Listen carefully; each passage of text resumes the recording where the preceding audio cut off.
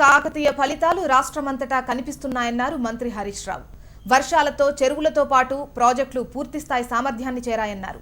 భూగర్భ జలాలు పెరిగాయన్నారు. ప్రభుత్వం చేస్తున్న ప్రయత్నాలు సత్ఫలితాలనిస్తున్నాయంటున్న మంత్రి హరీష్ రావుతో మా ప్రతినిధి రంగాచారి ఫేస్ టు ఫేస్.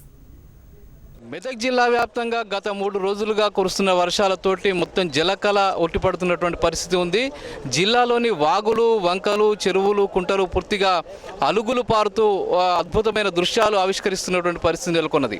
గత 5-6 సంవత్సరాలుగా, ముఖ్యంగా ఇంకా దశాబ్ద కాలంగా కూడా నిండినటువంటి చెరువులు కూడా పెద్ద ఎత్తున నిండి ప్రవహిస్తున్నటువంటి పరిస్థితి ఉంది. మొత్తంగా జిల్లా వ్యాప్తంగా ఉన్నటువంటి పరిస్థితిని నిన్నటి నుంచి మంత్రి హరీష్ రావు గారు, ఇరిగేషన్ శాఖ మంత్రి హరీష్ రావు గారు సమీక్షిస్తూ ఎప్పటికప్పుడు అధికారులకు ఆదేశాలు జారీ చేస్తూ ఇక్కడ పనులు నిర్వహిస్తూ ఉన్నారు.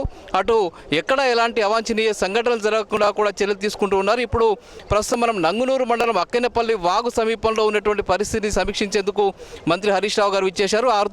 వారితో మాట్లాడదాం. చెప్పండి సార్, నిన్నటి నుంచి ముఖ్యంగా మెదక్ జిల్లా వ్యాప్తంగా పెద్ద ఎత్తున వర్షాలు కురుస్తున్నాయి. వీటి ప్రభావం ఎట్లా ఉంది? ఎట్లాంటి పరిస్థితులు సంభవించబోతున్నాయి? ముఖ్యంగా జిల్లాలో గత దశాబ్ద కాలంలో లేనంత హెవీ వర్షం బాగా కూడా మన నమోదైంది. ఇప్పటికే 7,700 చెరువుల్లో దాదాపు 5,700 చెరువులు పూర్తిగా నిండు కుండల్లాగా ఉన్నాయి. అయితే సింగూరులో బాగా వరద ఉధృతి బాగా ఇటు కర్ణాటక నుంచి వర్షం ఎక్కువగా పడి మరి వస్తూ ఉంది. దాదాపు 1,10,000 క్యూసెక్కుల వరద సింగూరుకు వస్తూ ఉంది. ఇప్పటికే 90,000 క్యూసెక్కులు సింగూరు నుంచి కిందికి విడుదల చేశాం. మంజీరా కూడా ఉధృతంగా ప్రవహిస్తూ ఉంది. ఇటు గణపురం దగ్గర కూడా మరి ఉధృతమైనటువంటి ఉంది. బొల్లారం మత్తడి దగ్గర కూడా ప్రవహిస్తూ ఉంది. మొత్తంగా చూస్తే 1,70,000 క్యూసెక్కుల వరద నీరు నిజాం సాగర్ వైపు వెళ్తున్నటువంటి పరిస్థితి ఉంది. అయితే ఎలాంటి అవాంఛనీయ సంఘటనలు జరగకుండా పూర్తి స్థాయి ముందస్తు జాగ్రత్తలు కూడా తీసుకుంటా ఉన్నాం. చెక్ డ్యాంలన్నీ కూడా పూర్తిగా నిండిపోయినాయి. చెరువులన్నీ కూడా పూర్తిగా నిండిపోయినాయి. కుంటలు నిండిపోయినాయి. కొద్ది సంఘటనలు ఒక 4-5 చోట్ల చిన్న చిన్న కుంట కట్టలు తెగిపోయినటువంటి పరిస్థితి ఉంది. వాటిని ఎక్కడన్నా బొంగలు పడ్డా ఇలాంటి పరిస్థితి ఉన్నప్పుడు యుద్ధ ప్రాతిపదికన ఇసుక బస్తాలు వేసి వాటిని కూడా నిలిపే ప్రయత్నం చేస్తున్నాం. సార్, మీ ఆధ్వర్యంలో మిషన్ కాకతీయ అద్భుతమైన పనులు జరిగాయి.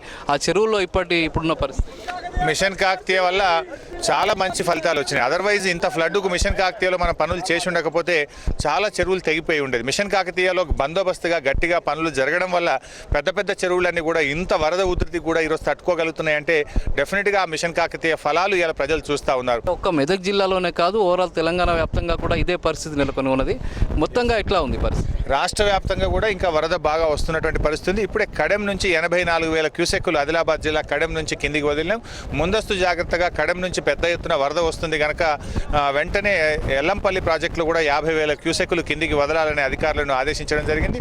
శ్రీరామ్ సాగర్ ప్రాజెక్టులో చూసినట్టయితే 2,69,000 క్యూసెక్కుల ఫ్లడ్ పైన ఎస్ఆర్ఎస్పీలో వస్తుంది. సో కడెం పూర్తిగా నిండింది, ఎల్లంపల్లి నిండింది, సింగూరు నిండుతా ఉంది, లోయర్ మానేట్ డ్యామ్ 1-2 రోజుల్లో నిండబోతుంది. శ్రీరామ్ సాగర్ ప్రాజెక్టు కూడా పూర్తి 90 టీఎంసీల సామర్థ్యం 1-2 రోజుల్లో నిండబోతా ఉంది.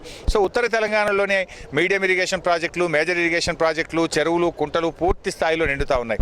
దక్షిణ తెలంగాణలో కూడా ఇప్పుడిప్పుడే ఆల్మట్టి దగ్గర నుంచి వరద ఉధృతి పెరిగి శ్రీశైలం డ్యాంలోకి 50,000 క్యూసెక్ల దాకా వస్తూ ఉంది.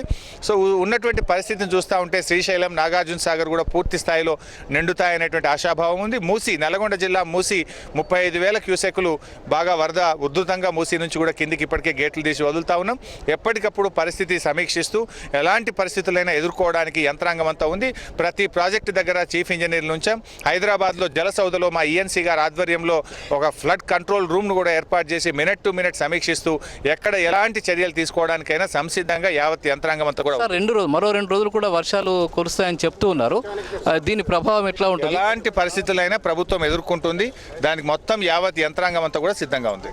Thank you. ఇది మనకు మంత్రి హరీష్ రావు గారు చెప్తున్న విషయం. రబీకి సంబంధించిన ప్లానింగ్కి సంబంధించి ప్రాజెక్టులో వచ్చేటువంటి నీళ్ళని ఏ విధంగా ఉపయోగించుకునే విషయంలో కూడా పూర్తిగా రైతులకు ఉపయోగపడే విధంగా చర్యలు తీసుకుంటామని చెప్తున్నారు. ఇది ఒక శుభ పరిణామమని, మిషన్ కాకతీయ సాధించినటువంటి విజయమని ఆయన చెప్పడం జరుగుతున్నది. కెమెరామెన్ శ్రీనివాస్తో రంగాచారి, హెచ్ఎం టీవీ, మెదక్.